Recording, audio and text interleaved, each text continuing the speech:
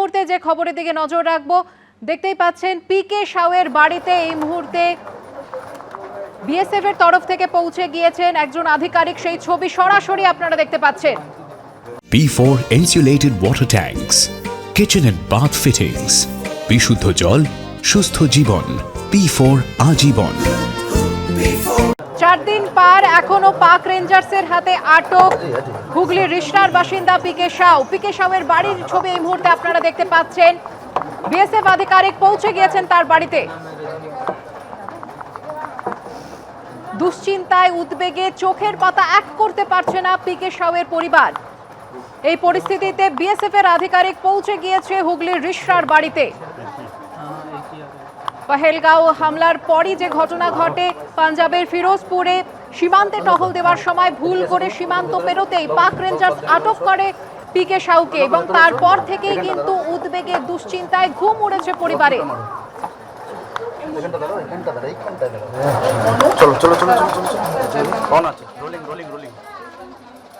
আমাদের প্রতিনিধি অর্ণব মুখোপাধ্যায় রয়েছেন আমাদের সঙ্গে, যোগাযোগ করার চেষ্টা করব। তবে তার আগে যে খবরের দিকে আমাদের নজর রয়েছে, পিকে সাউ যিনি প্রায় 4 দিন পার হয়ে গিয়ে 5 দিনে পড়েছেন, তিনি এখনো পাক রেঞ্জার্সের হাতে আটক। যোগাযোগ করতে পেরেছে আমাদের প্রতিনিধির সঙ্গে। অর্ণব, দেখো, পিকে সাউয়ের রিষড়ার বাড়িতে এই মুহূর্তে বিএসএফ এর প্রতিনিধিরা তারা এসছেন।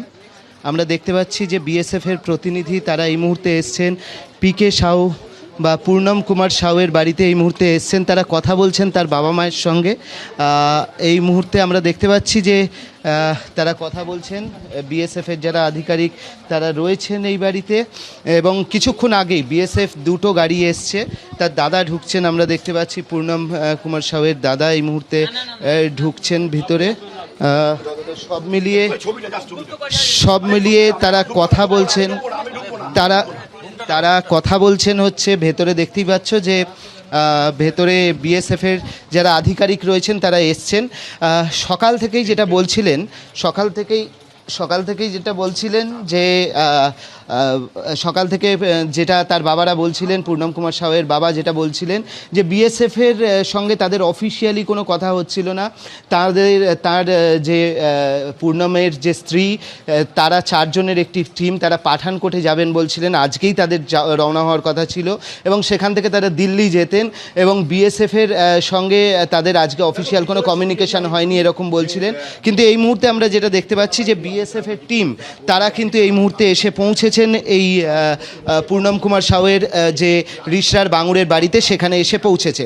অর্থাৎ আমরা যেরকমভাবে দেখছিলাম যে তিনি কি অবস্থায় রয়েছেন না আছেন সেই বিষয়গুলো বিএসএফের থেকে একটা অফিসিয়াল কমিউনিকেশন তারা চাইছিলেন এবং সেই অনুযায়ী কিছুক্ষণ আগেই বিএসএফের টিম এসছে এবং তারা ভেতরে এই যে দরজা বন্ধ করে তারা এখন আলোচনা করছেন।